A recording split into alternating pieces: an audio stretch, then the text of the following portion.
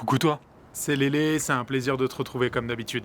Alors pour commencer, je tenais à vous remercier pour la partie 1 de la vidéo.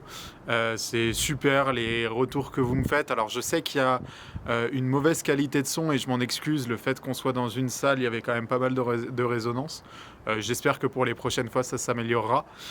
Mais en tout cas, merci pour les commentaires. Aujourd'hui, on va parler pas mal des entreprises et de la crypto. C'est la partie 2 qu'on avait filmée et que je vous mets en ligne. Pourquoi j'ai fait une partie 1 et une partie 2? Parce que sinon ça allait être trop long. Déjà que la première vidéo je la trouvais un petit peu longue, ça allait être beaucoup trop long, ça faisait 1 heure de vidéo, donc je préfère couper en 2. Et puis au moins on est dans le même sujet de discussion. Donc je vous mets l'entrevue, bon visionnage et on se retrouve à la fin. Alors du coup j'avais des questions aussi au niveau des entreprises ici. Il y a vraiment il y a des quotas ou pas au niveau des entreprises? Est-ce que toutes les années, je ne sais pas, je dis une bêtise, mais toutes les années, l'Andorre va dire eh ben, cette année, on accepte 100 entreprises basées dans le trading, 100 entreprises basées dans l'archi. Est-ce que ça existe ou pas? Les quotas en Andorre sont pour les salariés. Donc pour ceux qui trouvent un emploi. Pour ceux qui trouvent un emploi. Donc il y a des quotas, il y a un quota général, mais il y a en plus des quotas par secteur. Mais il n'y a pas de quota stipulé pour les entreprises. D'accord. Donc en fait, vraiment, tu peux venir en Andorre avec le projet que tu veux et tu n'auras jamais aucun problème. On ne va jamais te bloquer en te disant ce secteur d'activité n'est pas disponible si tu veux créer ta société. Il y a quand même à tenir en compte, il y a certains secteurs qui sont stratégiques. Donc, par exemple, tout ce qui est le thème de téléphonie, le thème d'électricité, production d'électricité, il y a certains secteurs qui sont stratégiques du pays, donc là, il y a des limitations, oui. Mais à part ces secteurs stratégiques, le reste devrait passer sans problème. Il y a aussi une particularité des sociétés andorranes, c'est que l'objet social de la société, il peut être aussi large que tu veux. C'est pas comme en France que tu as besoin d'une SCI pour faire des investissements immobiliers, d'une SAS pour faire un business, quelque chose de spécifique. En Andorre, tu as une SL ou une SA. La seule différence, c'est le capital social. Et après, une fois que toi, tu dis, moi je veux faire ça, ce qu'on fait, c'est on fait un objet social aussi large que possible, et après, on activera les activités que toi, tu voudras développer en tant qu'entrepreneur. Admettons, si aujourd'hui je veux faire, donc moi j'ai la société d'investissement, ma femme veut faire une société de mode, et moi derrière j'ai envie de faire mon agence immobilière, on peut tout faire sur une société. C'est-à-dire, en Andorre, il y a certaines activités qui sont régulées. L'agent immobilier, il doit passer un examen officiel qui se fait une fois par année pour avoir la licence d'agent immobilier. Les sociétés de trading, comme c'est une activité financière, il faut passer par notre régulateur financier qui est l'AFA, Autorité financière andorrane. Et c'est une activité régulée quand on fait du trading, mais pas pour soi-même. C'est-à-dire en tant que broker pour d'autres. Si quelqu'un veut gérer son patrimoine personnel, il n'a pas besoin d'autorisation de l'AFA. Mais si toi tu veux faire du trading en tant que recommandation pour tes clients, là tu passeras par l'autorité financière andorrane qui devra t'autoriser à faire cette activité. Et c'est très important parce que actuellement, avec toutes ces nouvelles tendances de crypto-monnaie, investissement online et tout ça, on a tendance à croire qu'on peut tout faire, mais faire un site web où tu fais des recommandations, par exemple, de tes trades, serait une activité qui ne passerait pas. Parce que tu as besoin, avant de créer la société, d'avoir une autorisation que tu as déjà demandée à l'autorité financière. Donc si en gros tu fais de l'investissement pour d'autres clients, du trading pour d'autres clients, tu passes par l'AFA. Si tu le fais à titre perso, tu passes pas par l'AFA. Exactement, c'est la gestion de ton patrimoine personnel, financier ou immobilier, c'est inclus dans ta société, dans l'objet social, gestion de ton patrimoine. Et en parallèle, tu peux faire d'autres activités, conseils, informatique, ce que tu veux. Mais la gestion de ton patrimoine financier immobilier, il ne passe pas par le régulateur. tu peux avoir plusieurs lignes d'activité. Et la seule chose, c'est qu'au moment de payer la taxe de commerce, il y aura aussi une taxe supplémentaire par ligne d'activité. D'accord, ok. La crypto, c'est un sujet en ce moment. Moi, j'ai énormément de personnes qui me parlent soit d'entreprises de trading ou de crypto. J'ai de la crypto, il faut que je vienne en Andorre ou dans un pays où fiscalement ils ne sont pas comme en France. Ouais. Comment ça se passe en Andorre, cette question de crypto-monnaie et de trading? Pour la plupart des gens, ils sont sûrement intéressés pour la gestion de crypto pour leur compte propre. Okay. Donc, dans ce cas, il n'y a pas la difficulté d'avoir l'autorisation de l'AFA. La difficulté radique de la comptabilité. Okay. Donc, c'est faisable, mais il faut chaque jour, il faut faire le compte et il faut passer la comptabilité jour par jour. Donc, à chaque jour, il faut passer les pertes ou gains sur la comptabilité.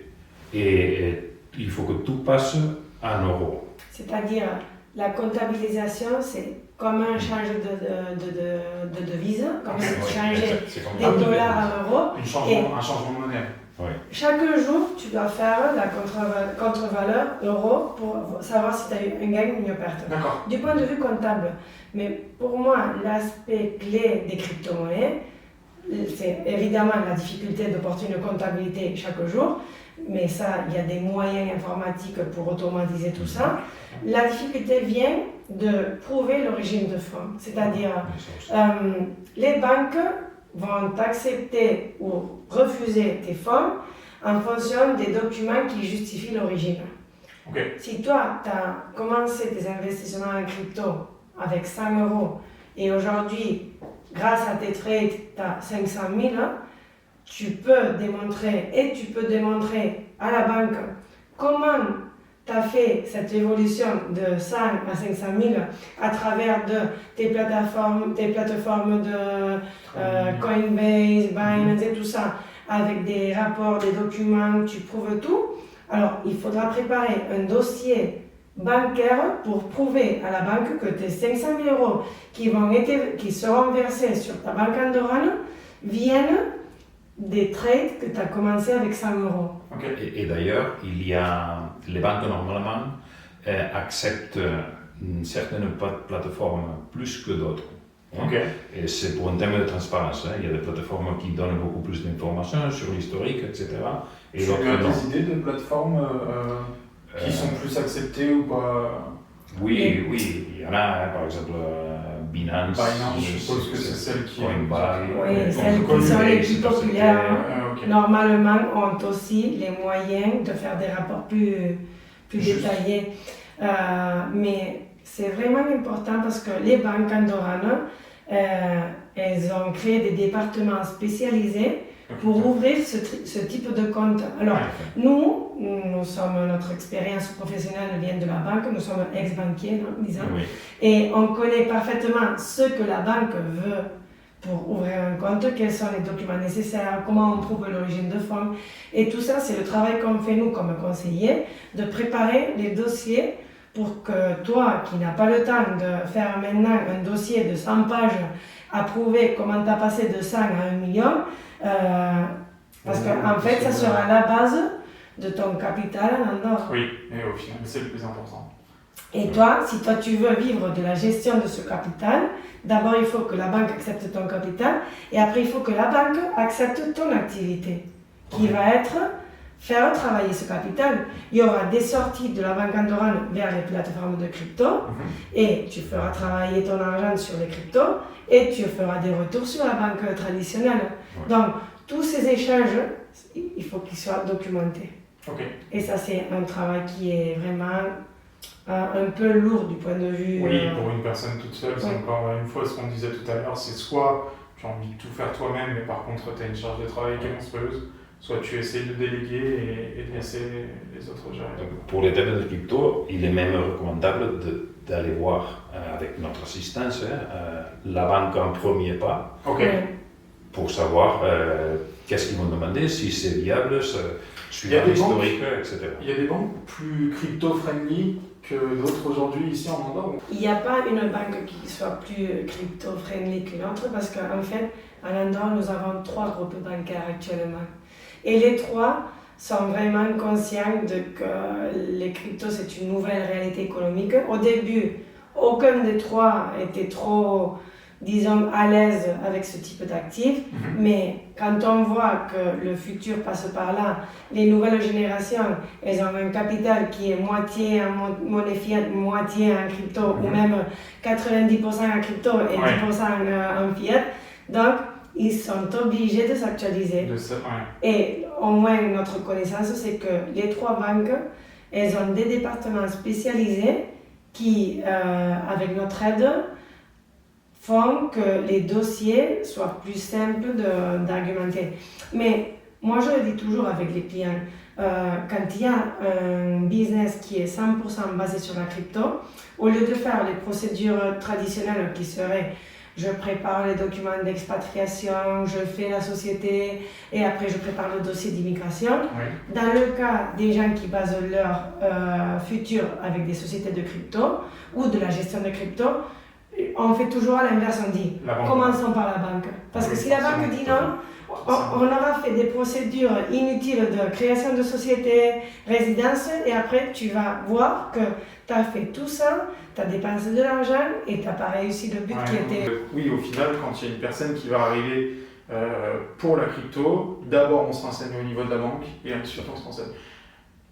Ok, oui, c'est logique. En fait, c'est la façon plus honnête de travailler parce que nous, on pourrait faire une société. Tu vas pas leur facturer d'abord l'expat et derrière leur dire ah non, vous pouvez pas. Exactement. Ça va être une déception à éviter, bien sûr. Oui, non, carrément. Ok, et ben je pense qu'on a fait à peu près le tour de toutes les questions. On a essayé de faire une sorte de talk show où on essayait de répondre à toutes les questions que vous aviez posées, mais d'une manière un peu plus familiale, où on parle en fait plutôt que faire une question-réponse.